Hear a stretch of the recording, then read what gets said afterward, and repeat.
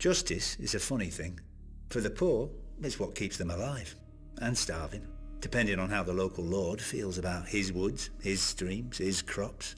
For the rich, justice is what you get if you're not careful enough, or rich enough. Usually how it works is, you commit a crime and the local lord sends his guards after you.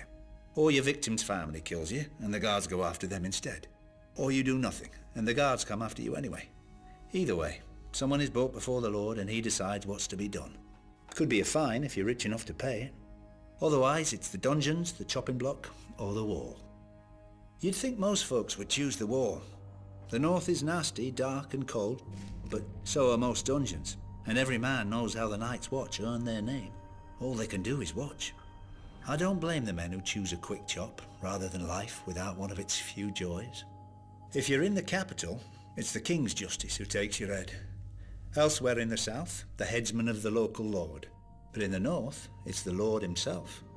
The man who passes the sentence should swing the sword, they say up there. Sounds noble, but given some of the northern lords I've met, they just don't want anyone else spoiling their fun. If you're so unlucky to be in the Vale when you're caught, you might never make it to sentencing thanks to their sky cells. Open on one side to a long fall, with the floor sloping down towards it like a woman's thighs. After a few days, they say the sky starts calling to you. Men jump with smiles on their faces, expecting the wind to lift them into the sky. It doesn't. To think Lord Tyrion was one tit-shaped cloud away from death. Lucky for him, he was highborn. If your family honour goes back hundreds of years to a time when your ancestors hit other men harder than they were hit, you have another option. Trial by combat. You either fight your accuser, or you both pick champions to fight on your behalf, and the gods will favour the righteous man. As long as he's also the strongest, the quickest, or the luckiest. Once in a long while, you may get two real high-born shits having a go at each other, and one of them might be fool enough to demand a trial by 7. Exactly how it sounds. 7 men against 7 men. Makes for a good show, I guess.